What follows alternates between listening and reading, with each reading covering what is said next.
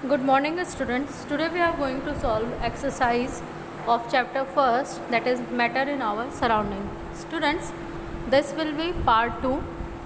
Earlier we have discussed about some questions and now we are going to begin from the left part. Okay. So students, आज हम लोग discuss करेंगे exercise chapter first की, that is matter in our surrounding. कल हमने कुछ questions discuss किए थे, आज हम उसके बाद से स्टार्ट करते हैं. So students, let us revise. कल हमने क्या डिस्कस किया था? हमने देखा था कि how to convert the temperature from Kelvin scale to Celsius scale. हमने देखा था कैसे हम केल्विन स्केल से सेल्सियस स्केल में टेम्परेचर को कन्वर्ट करते हैं.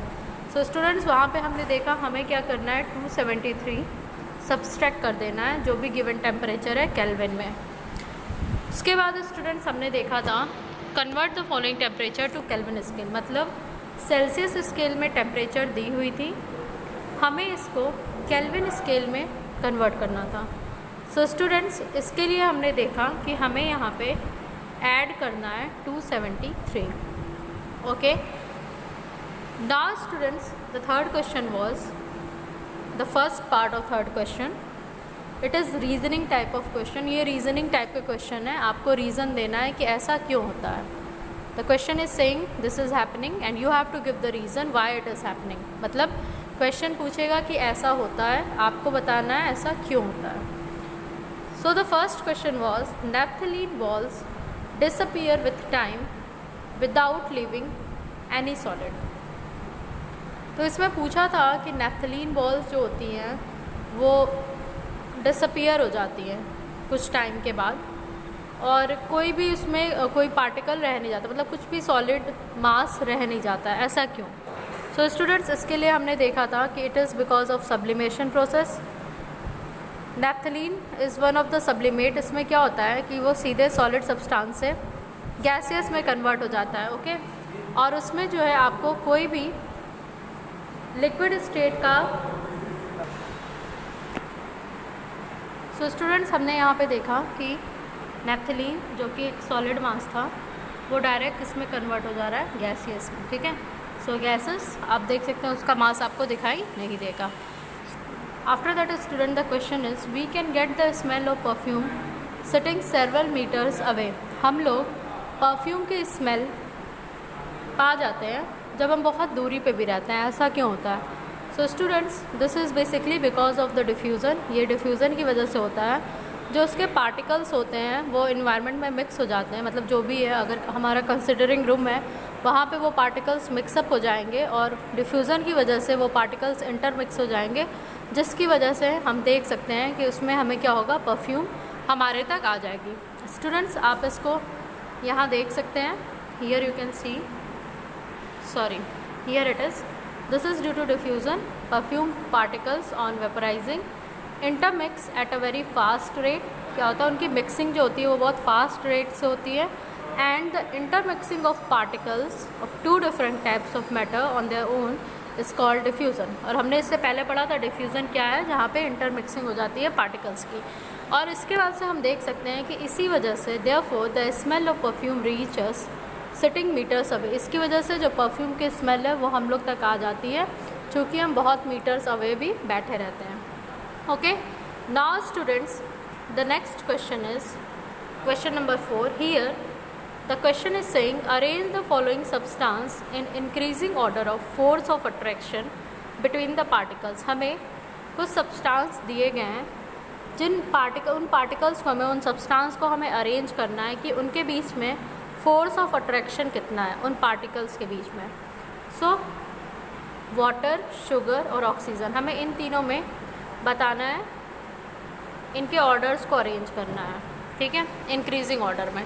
सो स्टूडेंट्स, इसके लिए आप समझ सकते हैं, अगर हम ऑक्सीजन को कंसिडर करें तो ऑक्सीजन एक गैस है और हम गैसेस की प्रॉपर्टी जानते हैं कि इनके पार्टिकल्स क्या होते हैं, इनके पार्टिकल्स के बीच में डिस्टेंस ज़्यादा होती है और इसकी वजह से इनके बीच का जो फोर्स ऑफ अट्रैक्शन है वो क्या होगा, लोअर होगा. तो सबसे लोअर जो फोर्स ऑफ अट्रैक्शन होगा वो ऑक्सीजन का होगा. After that students, there is water. तो स्टूडेंट्स हमने जब लिक्विड स्टेट पढ़ा तो हमने देखा लिक्विड्स की प्रॉपर्टी क्या होती है, इनके पार्टिकल्स के बीच का इंटर पार्टिकल डिस्टेंस जो होता है वो गैसेस के कंपैरिजन में ज़्यादा होता है, गैसेस के कंपैरिजन में कम होता है। तो यहाँ पे फोर्स ऑफ अट्रैक्शन थोड़ा ज़्यादा होगा इन कंपैरिजन टू गैस। तो वाटर हमारा सेकंड नंबर पे आएगा। Now students talking about sugar, अगर हम शुगर की बात करें सो sugar is a example of solid.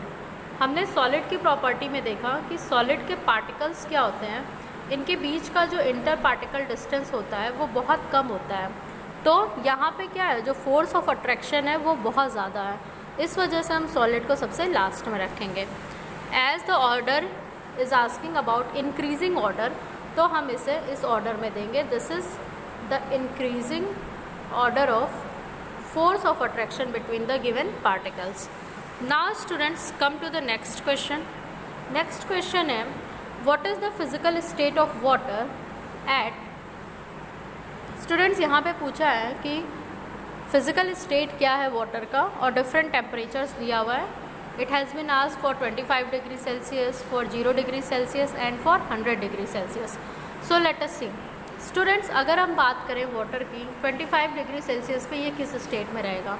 So students this is basically the room temperature 20 to 25 degree Celsius.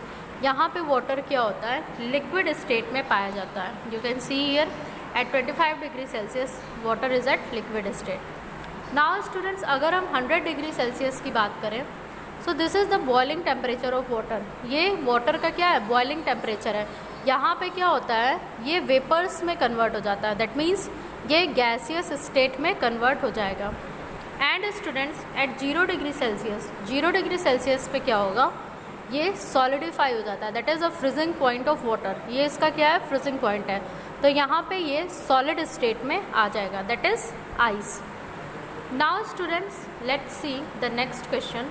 अब हम नेक्स्ट क्वेश्चन देखते हैं। Question is asking give 2 reason to justify, the very first is water at room temperature is liquid। so इसके लिए students आप directly देख सकते हैं कि अगर हम रूम टेम्परेचर की बात करें whether it is 20 to 25 degree Celsius, यहाँ पे वाटर क्या होता है, लिक्विड स्टेट में होता है। ऐसा क्यों, क्योंकि स्टूडेंट्स जो मेल्टिंग टेम्परेचर होता है वो रेंज में होता है, within the range of room temperature. At room temperature that is around 20 to 25 degree Celsius, due to increase in temperature जो काइनेटिक एनर्जी होती है वाटर पार्टिकल्स की वो इंक्रीज़ करती है, जिसकी वजह से ये लिक्विड स्टेट में रहते हैं। Now students let's see the next question. It is asking an iron almirah is a solid at room temperature. जो आयरन अलमीरा होती है वो सॉलिड होती है रूम टेम्परेचर पे, ऐसा क्यों। So students for this you can generally analyse, यहाँ पे जो फैक्टर आएगा that is of boiling point.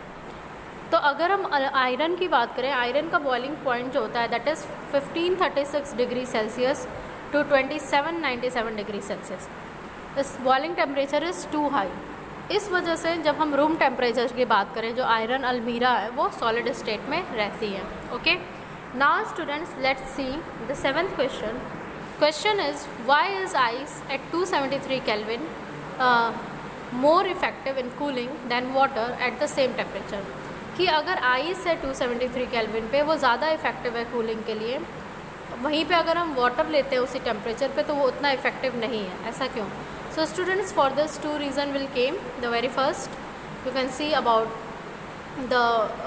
You can say the hydrogen bonding in them. अगर आप बात करें आइस में तो वहाँ पे हाइड्रोजन बॉन्डिंग आपको देखने को मिलती है, वाटर के केस में भी देखने को मिलती है, बट यहाँ पे क्या होगा, जो बॉन्डिंग होगी वो स्ट्रॉन्गर होगी। तो और एक और फैक्टर होता है, जो हीट एनर्जी होती है आइस से, मतलब हम लेटेंट हीट के कॉन्सेप्ट से भी अगर इसको देखें तो हम इसको जस्टिफाई कर सकते हैं। The heat energy absorb by ice to change to liquid state. जो हीट एनर्जी एब्जॉर्ब किया जाता है आइस के द्वारा लिक्विड स्टेट में कन्वर्ट होने के लिए, without showing any rise in temperature, temperature में एक भी बूंद राइज दिखाने के बिना, उसको हम क्या कहते हैं, latent heat. Okay, and we already know the heat can change the physical state of matter. और हम ये चीज़ जानते हैं कि अगर हम किसी भी फिजिकल स्टेट ऑफ मैटर को हीट अप करते हैं तो वो उस स्टेट को चेंज कर देता है। जैसे अगर कोई सॉलिड स्टेट है, अगर हम यहाँ पे हीट प्रोवाइड करेंगे तो ये लिक्विड स्टेट में कन्वर्ट होगा। अगर लिक्विड स्टेट है, हम इसको हीट प्रोवाइड कर रहे हैं तो ये गैसियस स्टेट में कन्वर्ट होगा। सो स्टूडेंट्स यहाँ पे हो क्या रहा है, ये कन्वर्जन हो कैसे रहा है, जो फोर्स ऑफ अट्रैक्शन है उन पार्टिकल्स का उसको हम ओवरकम कर रहे हैं. Okay, so for water freezing point and melting point is 0 degree Celsius. So water has extra amount of hidden energy as compare to ice. Water का क्या है, एक्स्ट्रा हिडन एनर्जी है आइस के कंपेरिजन में. Now students let's see the next question. The next question is what produces more several burns, boiling water और steam. Boiling water ज़्यादा burn produce करेगा या steam. So students for this आप कभी कभी आप एक्सपीरियंस भी किए होंगे, अगर आप कभी किचन में गए होंगे तो आपने देखा होगा जो स्टीम होती है उसका बर्न ज़्यादा सीवियर होता है.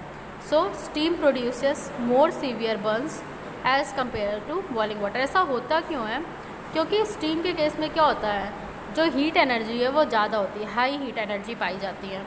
Now student the question is name A B C D E and F in the following diagram showing change in state. यहाँ पे आप देख रहे हैं स्टेट्स का चेंज हो रहा है और उन स्टेट्स के चेंज के प्रोसेस को हम A B C D E notations दिए हैं, हमें उनके नेम बताने हैं. सो स्टूडेंट्स आप इस फैक्ट से बहुत ही अच्छे से फेमिलियर हैं. आप पुराने लेक्चर्स भी देखेंगे, आपको ईजिली दिख जाएगा कि अगर हम सॉलिड से लिक्विड स्टेट में जा रहे हैं तो उसे हम क्या कहते हैं, मेल्टिंग. अगर लिक्विड से गैस में जा रहे हैं उसे हम कहते हैं बॉइलिंग या वेपराइजेशन. अगर हम गैस से लिक्विड में आ रहे हैं उसे हम कहते हैं कंडेंसेशन. अगर हम लिक्विड से सॉलिड में जा रहे हैं उसे हम कहते हैं फ्रीजिंग. अगर हम डायरेक्ट सॉलिड से गैस में जा रहे हैं तो हम उसे सब्लिमेशन कहते हैं, और गैस से सॉलिड में आ रहे हैं तो हम उसे डीसब्लिमेशन कहते हैं. सो this is all about today's lecture. Thank you class.